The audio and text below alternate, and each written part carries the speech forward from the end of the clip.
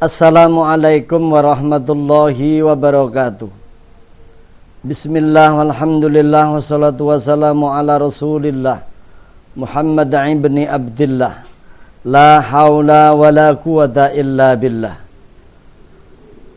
Allahumma salli wa sallim hadha an-nabiyyil karim wa man tabi'ahum bi ihsanin ila yaumiddin wa huwa athtabul qailin.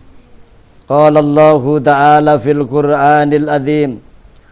A'udzu billahi minasy syaithanir rajim. Wa wassayna al-insana biwalidayhi hamalathu ummuhu wahnan ala wahnin wa fisaluhu. Al-ayah sadaqallahul azim. Amma ba'du. Ma'asyiral muslimin ayyuhal hadirun. Hadirin jamaah dimanapun Anda berada. Tidak ada orang di dunia ini yang berumah tangga yang tidak punya pengen anak. Maka orang Jawa mengatakan anak adalah gandolane ati. Hadirin yang dirahmati oleh Allah Subhanahu wa taala, makanya orang ketika sudah berumah tangga kalau pengen bapoh, kata orang Jawa, tiangnya adalah punya keturunan yang dinamakan gandolane ati. Hadirin jamaah rahimakumullah.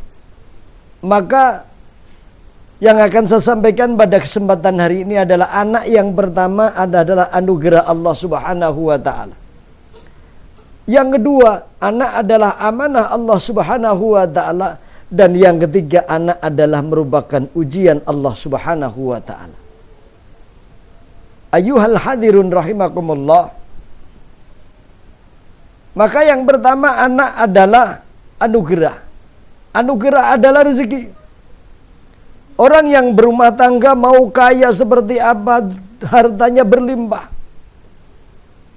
pabriknya di mana-mana, uangnya sampai mencapai miliaran, bahkan triliunan, tanpa seorang anak, rasanya kata orang Jawa durung cangkep, krono gak duwe sing jenenge gandolane ati. Bapak Ibu hadirin yang dirahmati oleh Allah Subhanahu wa taala. Maka kalau ngomong anak, ini yang paling banyak berperan adalah seorang perempuan, ibu. Maka anak yang pertama anugerah. Anugerah ini adalah rezeki. Siapapun mengharapkan ketika sudah berumah tangga, yang diminta siang malam adalah punya keturunan yang dinamakan gandolane ati. Hadirin yang dirahmati oleh Allah Subhanahu wa taala, maka kalau kita sudah punya anak, tugas orang tua, jangan lupa di dalam Al-Quran disampaikan oleh Allah Subhanahu wa ta'ala, surah Luqman ayat 14. A'udzubillahi minasyaitonir rajim. Bismillahirrahmanirrahim.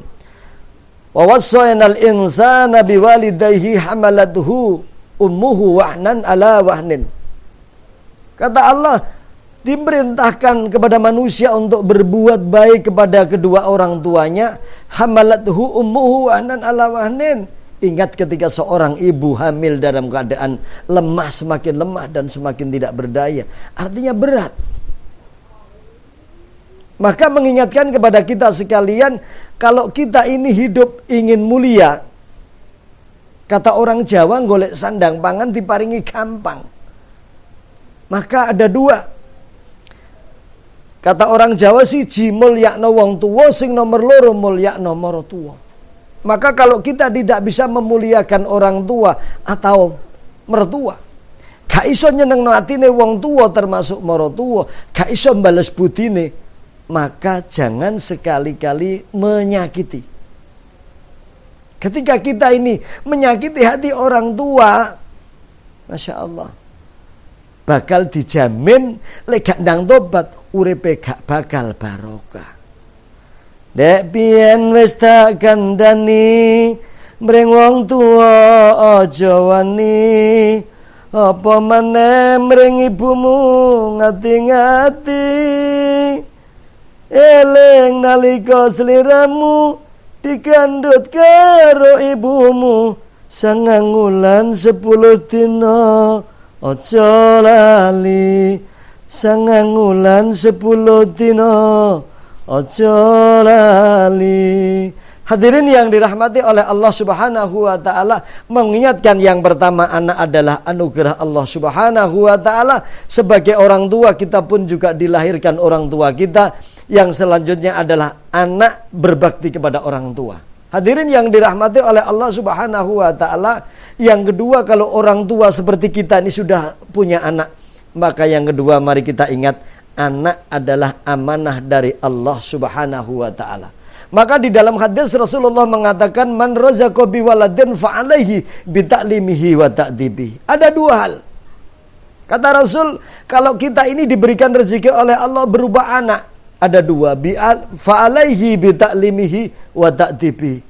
Ayo muliakan anak keturunan kita, yang pertama dengan ilmu, yang kedua dengan tata krama, kata orang Jawa toto kromo. Hadirin yang dirahmati oleh Allah Subhanahu wa taala, kenapa anak harus dimuliakan dengan ilmu? Kata Allah di dalam Quran, yarfa'illahu alladhina amanu minkum walladhina utul ilma darajat.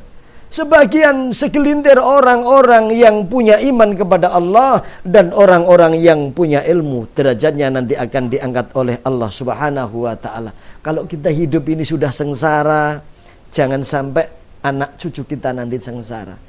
Kalau kita tidak bisa baca Quran, jangan sampai anak kita ini tidak bisa baca Quran.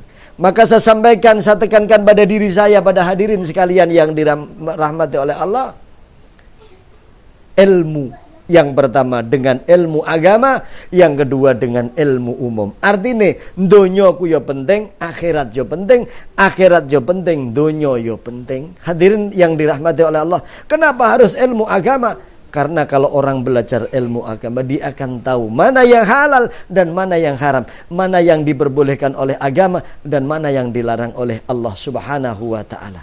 Hadirin yang dirahmati oleh Allah Subhanahu wa taala, yang kedua adalah ta'dibihi, dengan ilmu tata krama.